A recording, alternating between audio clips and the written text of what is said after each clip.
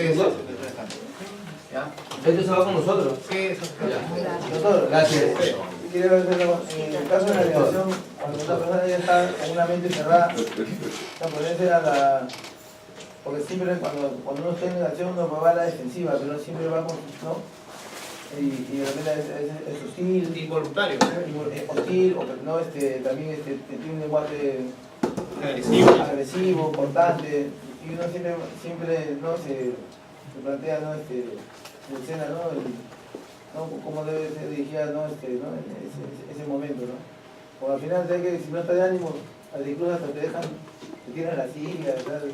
No quiero escuchar, ¿no? Y se termina yendo, ¿no? Cuando vienen así, yo he visto muchos casos en los que han terminado haciendo verbalmente mal al psicólogo, ¿no? A veces el enfoque directo sea, no es el mejor, en el caso de alguien que se niega, ¿no? Sí, porque a veces uno se niega porque ¿quién te crees tú que eres? No te conozco, ¿por qué te voy a decir? ¿Qué pasa? Gente que se ha negado de entrada. Y después cuando hemos empezado a conversar todos los dos temas, interesar su vida, lo que hace, cómo se sentía, poco a poco lo que va estableciendo una relación acá en el tiempo. Eso es lo que se llama rapport, ¿no?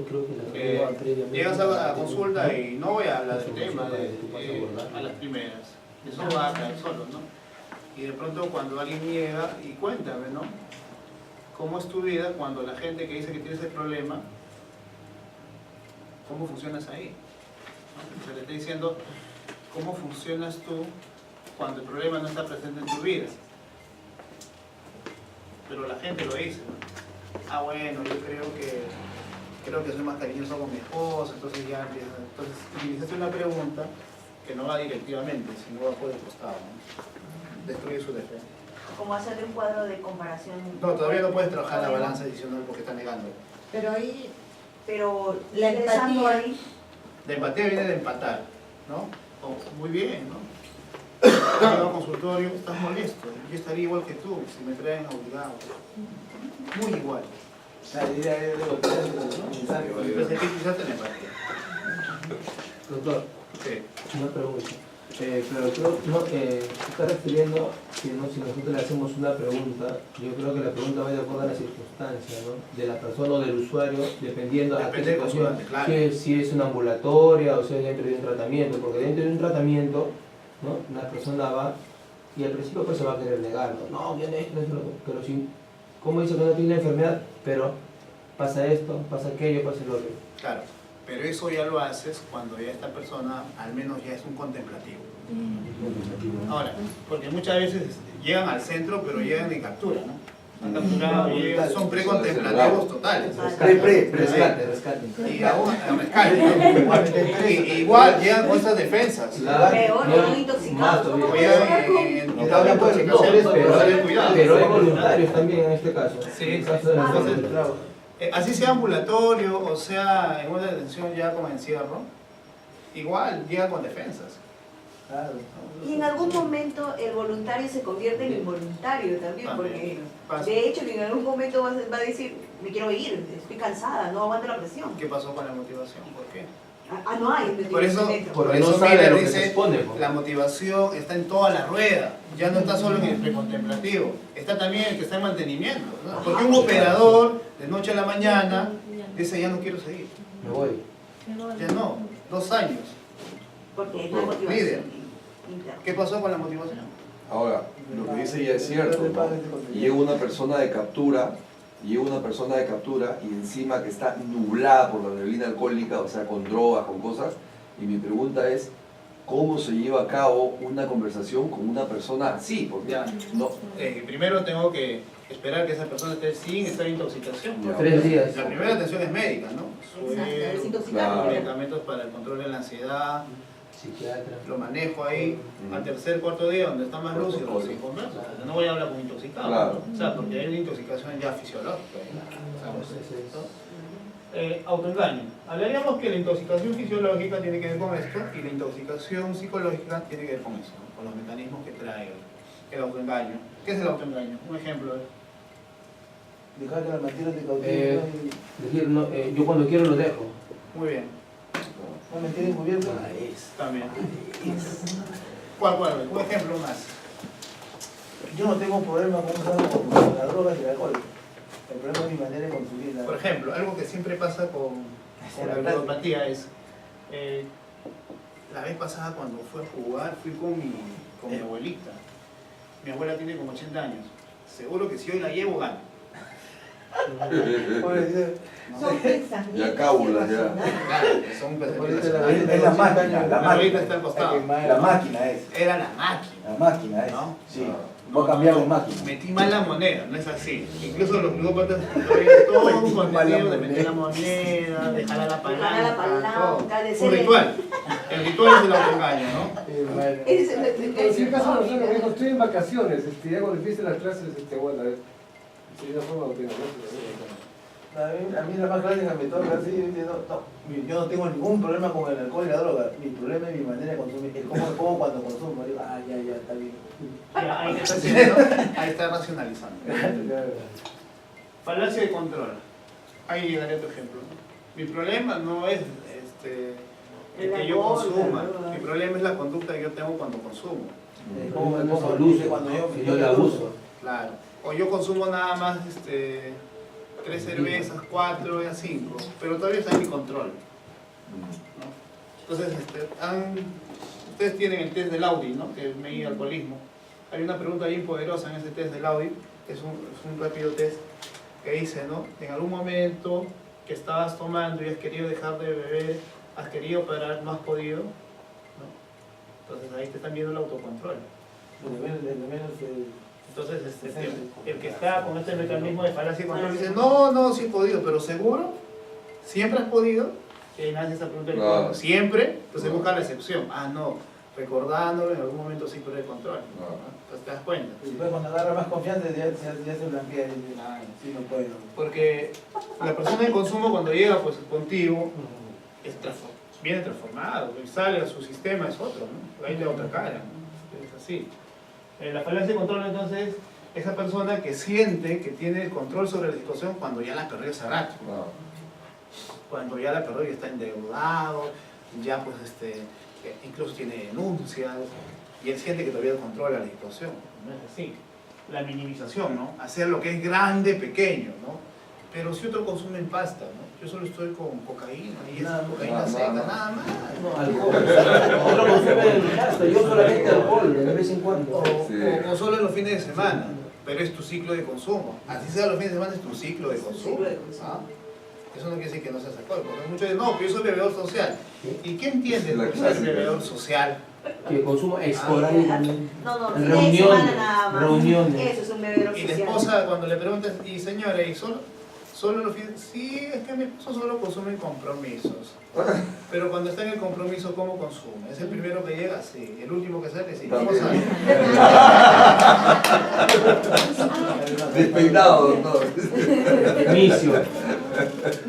¿Cómo se pone? Violento. Inicio. ¿Ha manejado en estado de intoxicación alcohólica? Sí. Ya no solo el consumo. Que su ciclo de consumo sea cada reunión social, o que su ciclo de consumo sea cada fin de semana, es su tema, es la frecuencia. Pero las conductas que asume cuando consume, ahí está el problema. Entonces, ellos a veces no se dan cuenta, ¿no? Y la racionalización es lo que decía acá su compañero, ¿no? Busca justificaciones, busca cogerte de historias, de incluso artículos científicos, por ejemplo, que te dicen que la lo que marihuana. estás haciendo está bien. La marihuana es natural. La marihuana igual es medicinal, es natural, mitiga el dolor, sirve para el cáncer, para el glaucoma. Te vienen así, Están consumiendo La coca es peruana. la coca es peruana. Yo consumo producto peruano, dice. También, por ejemplo, Los ludópatas, hay libros que te enseñan veces algunas técnicas, estrategias para ganarle a la máquina. Y sacan una serie de teorías para ganarle, pero el azar es azar. ¿Cómo es posible de que un ser humano pueda buscar justificación para encontrarle las nociones buenas a lo malo? Porque estamos racionalizando y es un mecanismo de defensa. ¿No? Porque llegan así, ¿Para llegan qué? diciendo exactamente. ¿Para qué pasa eso? Para no entrar en crisis. Compensan. O me mantengo en homeostasis, o me mantengo compensado con estos mecanismos. Su ¿no? cerebro, para darle la justificación a su conducta. O sea, por ejemplo, llego a la casa, al día siguiente me gasté todo el dinero, pasa con a veces los alcohólicos, llegan y te gastaste la plata. Pero tomé ¿por qué? Porque me hiciste problemas. Entonces, ¿qué estoy haciendo ahí? Pero hay otro mecanismo más ahí. Generando sentimientos de culpa. Entonces, ay, sí, pues hice problemas, por eso tomaste, mi amor. Se echa la culpa y echa la culpa a los demás. Movilizo. Claro. Ahora, las personas que están por problemas de consumo son muy, pero muy prácticos para esto, para generar culpa, para generar Son manipuladores. tendencia, Yo me drogo porque no me comprende. No me comprende. Porque son injustos Entonces conmigo. falta eso ahí, ¿no? Generar culpa. Seguir Me incomprendido. mata porque me dejó. Si tiene ahí la separata, póngale ahí la manipulación que faltó poner ahí. Maní, Manipulación. conflictado. Buena. ¿Qué sucede con manipulación? Con la compañía.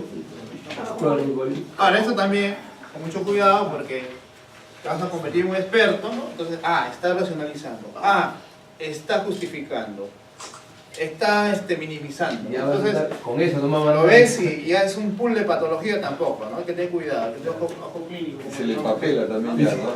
Este no va a cambiar. Ese para mi gancho.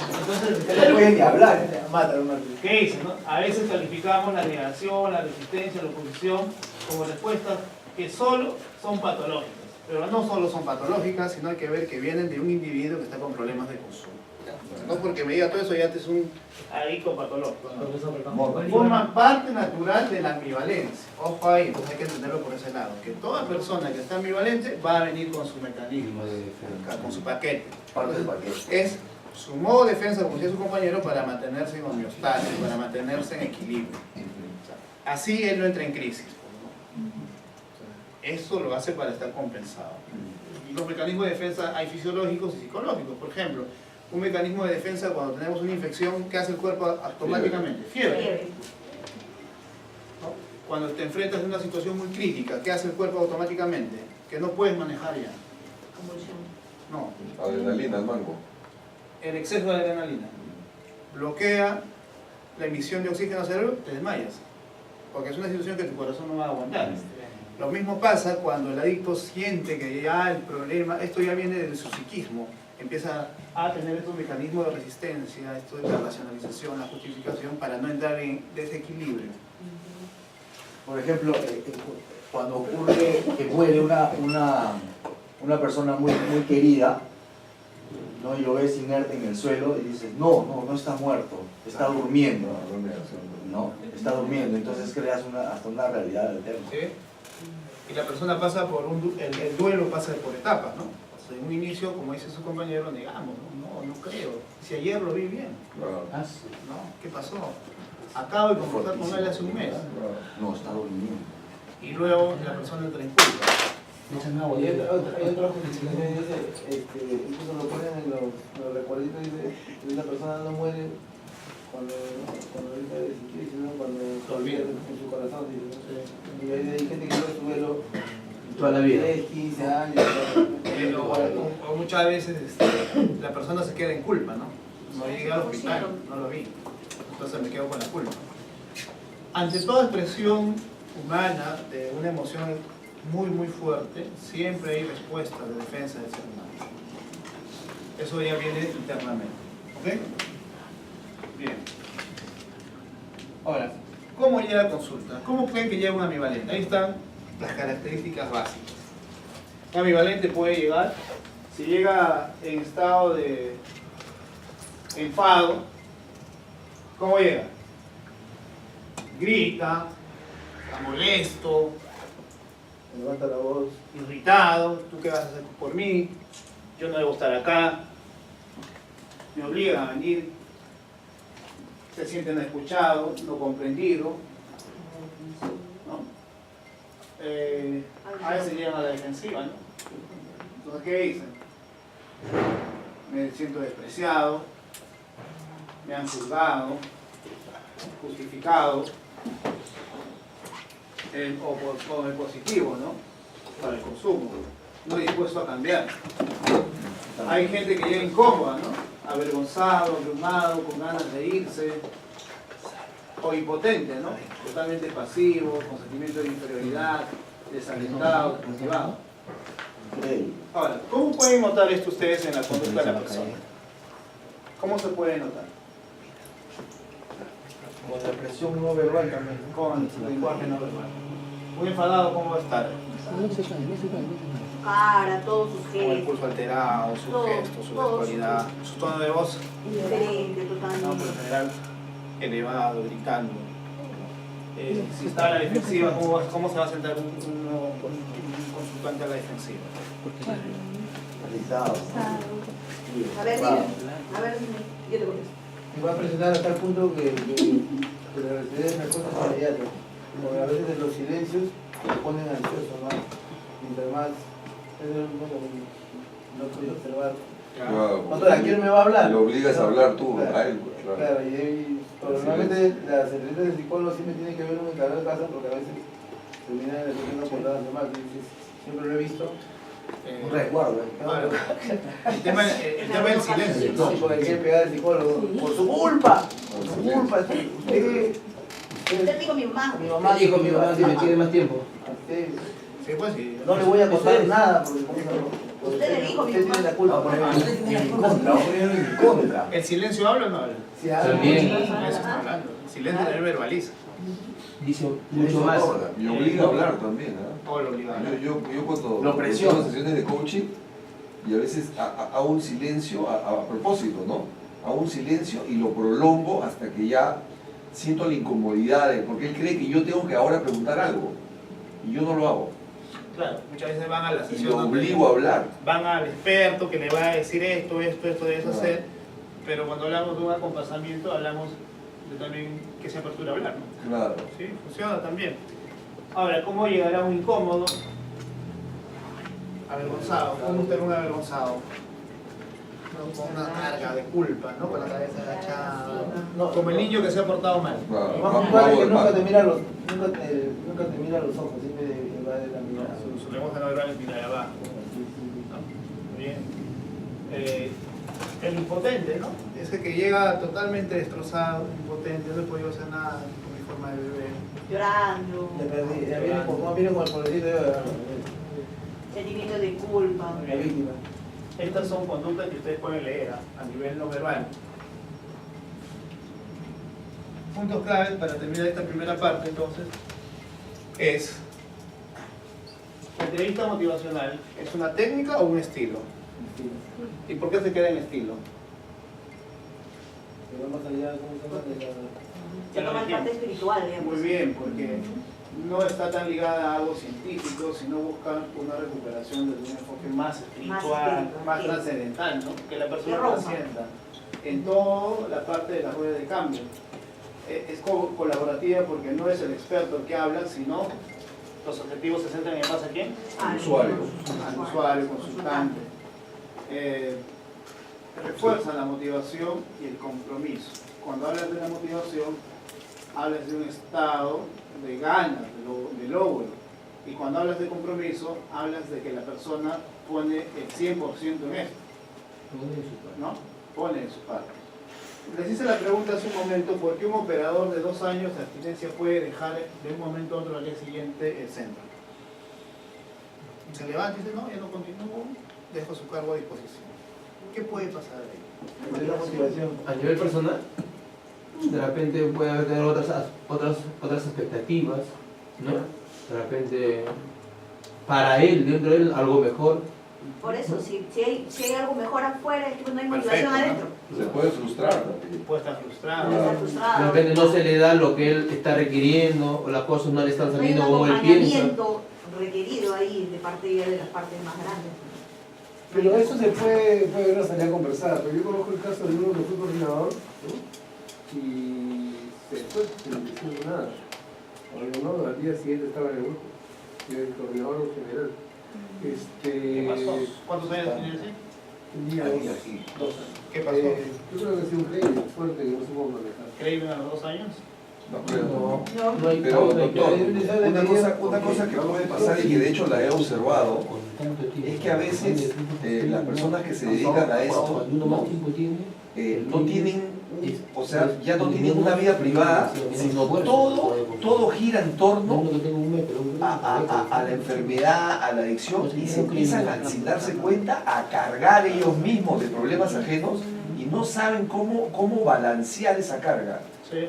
Y Todo el terminan día así. se habla de consumo. Nada más, Ya. nada más. Se han hecho estudios, se ha analizado porque una persona que tiene cargo está con 2 años de abstinencia o 3 años, y justo como su compañero lo decía, ¿no? ¿Cuántos de los consejeros, operadores pasan por procesos de psicoterapia, por acompañamiento? Porque al final nosotros somos como tachos de basura. O seguimiento también. Claro.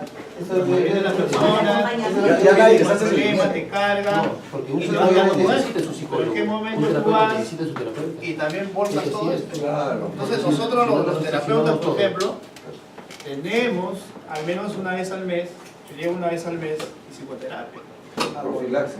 de 3 horas, porque tengo que descargar todo, pues, ¿a dónde va? Entonces hacemos un buen trabajo, ¿no? O muchas veces también nos frustra, nos frustramos, ¿no? Yo me acuerdo de un operador que atendí, que estaba totalmente frustrado, ¿por qué? Porque sentía que lo que él decía ya no impactaba en los demás.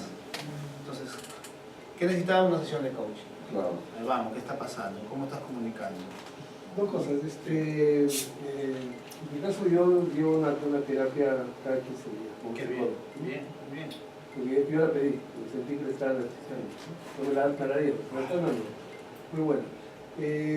Pero me sorprende que diga que a los 2 años no se puede tener craving.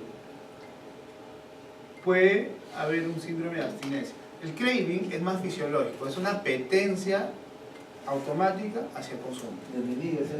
A ver, pero se puede controlar. el craving, Pero va a haber puede venir craving, pero ya no con la a ese misma tiempo. intensidad, va a ser manejable ya puede ser a ese tiempo ya. ¿no? A ese Por tiempo tanto ya te tiempo un dejado craving no te va, el con 2 años no te vas a ir a consumir de frente. Vamos a cerrar ese tema. Entonces, yo quería contar Ya, ahí algo. para terminar la pregunta. Lo que pasa es que el craving está más relacionado a un consumo, por ejemplo, vamos a poner un mes de abstinencia, en ese periodo se puede generar. ¿Por qué? Claro. Porque hay una neuroadaptación. Pero a los 2 años, si bien ya hay una lesión neuronal, ya el proceso de neuroadaptación se ha normalizado, el cerebro, la fisiología y todo eso. Lo que sí puede haber es un síndrome de abstinencia prolongado, igual. Que de pronto alguien ingresó droga a la comunidad y él olió y se activó. Pero es un síndrome de abstinencia residual. El craving es casi, ni bien está dejando el consumo, que es la apetencia Horrible de ir al baño, claro. Claro, doctor, el craving tiene que ir un margen de 6 meses más o menos cuando es fuerte, dependiendo del consumo. Es el consumo. Lo otro es ya un síndrome de abstinencia residual que va a quedar siempre, ¿ah? Va a quedar siempre. De eso se No, trata, yo ¿no? quería hacer eso, doctor, porque Siempre va a Ahora, haber- usted preguntó por qué una persona puede... Perdón un ratito, por favor, compañero. Sí, ahí vamos a escuchar, compañero. A ver, compañero. Roberto, a ver. Es que usted dice, porque una persona, ¿cómo se llama? Yo conozco al coordinador que ha recaído y es un amigo mío.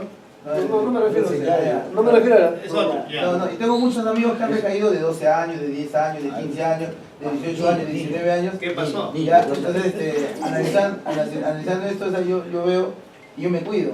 ¿No? O sea, me dice, Roberto, yo pregunto, ¿no? O sea, mi operador decía, yo he recaído después de 7 años, cuando tú tengas 7 años vamos a hablar. Entonces, al final yo tengo, acabé mi programa el año y tengo 11 años trabajando en comunidad. Y las diferentes comunidades, hay muchas motivaciones por las cuales yo me mantengo trabajando en esto. Pero yo voy a terapia, yo tengo amigos, yo paso psicólogo, mi psiquiatra es mi amigo, y siempre busco cómo se llama qué ver. ¿Y el Ahora, grupo? y estoy, ¿cómo le digo? A la par, a la par. A la par llevo mi familia, tengo mis hijos, llevo una vida normal, pero sí me ha venido el síndrome de abstinencia fuerte, ¿cómo se llama? El consumo a los 5 años. ¿Y eso qué quiere decir? Hay dos cosas acá. Es cuando uno está asociado a las conductas de consumo y cuando todavía me moviliza es que todavía estoy asociado. Claro, Pero cuando ya estoy disociado, claro. voy a pasar por esta situación, voy a pasar por otra y ya no me llama. Es que ya estoy desasociado del consumo. Ya me olvidé cómo se Pero dice. Doctor, y lo he conversado, porque a mí tremendo, yo estoy los 5 años trabajando en una comunidad encargado de casa, 70 personas, Yo estaba normal, pero a mí nunca me había dado eso de la abstinencia porque siempre le he metido, ¿no? Fuerte, ¿cómo se llama? Lo que es conmigo, no y no, bueno. Y de la nada yo estaba sentado en el carro y por ahí te sentí como se llama, como que me había bajado, me había jalado cocaína y me había bajado, ¿cómo se llama? Por la nariz. Y yo tenía 5 años. ¿Y estaba fuera de la...? No, estaba en salida y no lo pensé, ni soñé, ni esperé, No, pero es sí que se lo comenté al psiquiatra. esto está asociado a que puede ser una escena, una situación, puede ser el invierno o el Algo verano. motivó. Algo disparó esto. Y Claro. esos son aprendizajes, y esto lo habla muy bien Pavlov y Skinner, que estudian la conducta, ¿no? Y cómo asociamos estímulos, que se llaman estímulos discriminativos.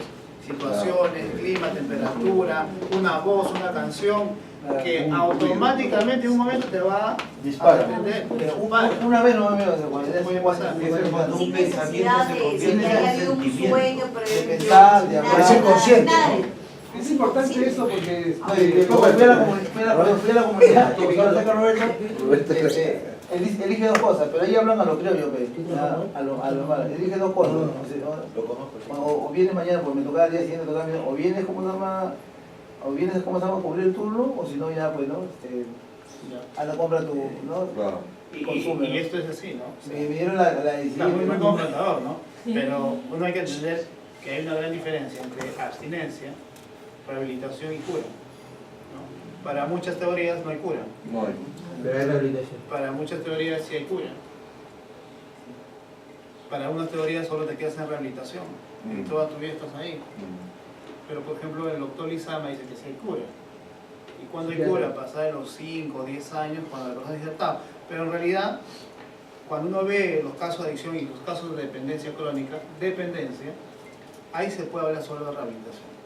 Pero cuando hay un consumo social por abuso, se puede hablar de cura porque no hay una neuroadaptación. Entonces, Claro. hay un contenido también que hay que saber también, ¿no?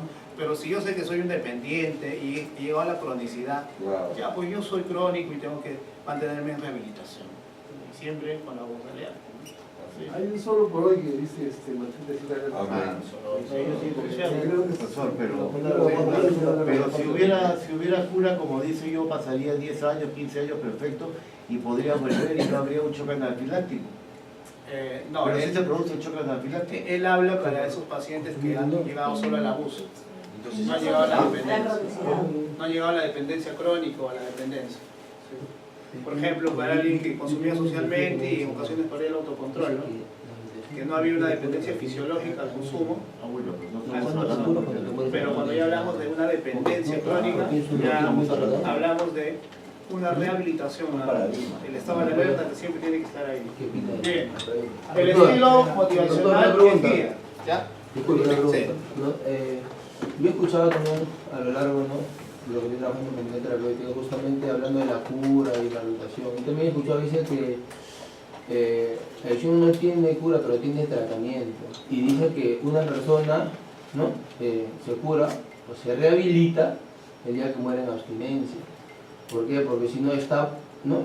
A lo largo de su vida está propenso a realmente a poder recaer. Sí, pues lo que hay que entender por la abstinencia es que uno está controlando el consumo, eso es la abstinencia, el no consumo.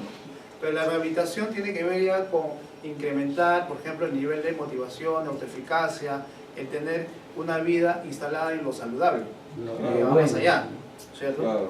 Muy bien, la abstinencia es no consumo, nada más, pero la rehabilitación es la recuperación de la persona en sus áreas de vida, que va más allá. Por eso Superación. cualquiera puede ser un abstinente, ¿no? O sea, Claro. es difícil que la gente Sí, cambie sí, su conducta. hasta por una motivación prestada, ¿no? Yo no consumo alcohol porque no quiero que mi esposa me deje. Claro. Pero el día que me deja, consumo. Pero cuando hablamos de rehabilitación, hablamos de cómo sin la esposa, esta persona nunca va a recaer. Eso ya es rehabilitación. Muy bien. El estilo de entrevista motivacional debe ser guía, un medio de camino entre los estilos directivos y el acompañamiento. Entonces, para Miller, lo ideal sería ser un guiador, ¿no? No estar ni muy directivo ni muy acompasando, sino ser un guía que está entre los dos ahí. Siempre juega acá o acá. Es un jugador muy profesional, es un consejero que tiene este instrumento, les he dado los verbos para que lo manejen. Es un mediocampista, ¿no? Que sabe aguantar el tiempo, sabe distribuir la pelota, y es toda una técnica. Ustedes analizan, y eso es muy bueno. Graben las entrevistas que ustedes tienen,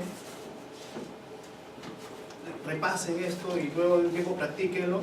A 2 meses, grábense, cambia cambia mucho cómo abordas el problema, cómo lo llevas el caso, es diferente, ¿no? Es una técnica. La ambivalencia es un elemento normal, no hay que juzgar al ambivalente, todos en algún momento han sido ambivalentes ante un problema, ¿ya? No hay que juzgar. Es un proceso de preparación para el cambio. Se trata de un estado en el que la persona puede quedar atrapada durante cierto tiempo. Entonces, su trabajo es ayudar al ambivalente justamente, no hay que juzgarlo. ¿No? Este está ambivalente, está amotivado, es un paciente que está precontemplativo, involuntario. No, pues no quiero trabajar. Justo ahí es tu trabajo, ¿no? Con esta persona. No hay que juzgarlo, porque en algún momento todo adicto ha pasado por eso. Cuando el terapeuta usa un estilo muy directivo, ¿no? Y define el cambio ante una persona ambivalente, esta reaccionará defendiéndose con argumentos opuestos. Entonces, con un ambivalente hay que evitar ser lo menos directivo posible. Las personas suelen quedar más convencidas por lo que se escucha, ellas mismas, de las verbalizaciones, que por lo que le diga el experto, ¿no? Eso tiene que ver un poco con el coach, ¿no?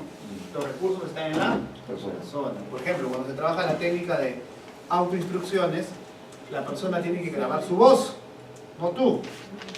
Estás ante el evento que te va a disparar el consumo. Muy bien, ¿qué te dirías en ese momento? 3 cosas muy potentes para ti. Graba la voz, lo graba en el celular, ponlo ahí. Es la voz de él, no es la voz del terapeuta. Entonces los recursos vienen del mismo consultante. ¿Okay?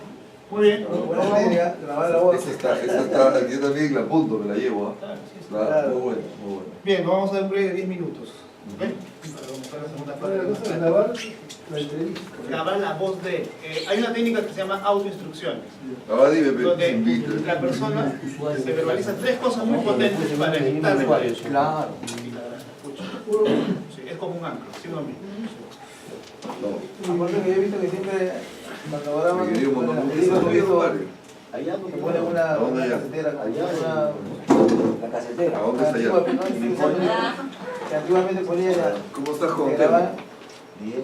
cómo eran las entrevistas, cómo sabes ¿Bañas tú? No, no lo van. Ah, Pero tú me has hablado un huevo de eso. Bien, 10 minutos de saldo, por favor, porque el tiempo no va a ser corto.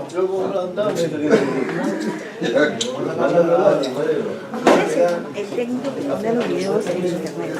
No, eso es lo que el chico que ha salido.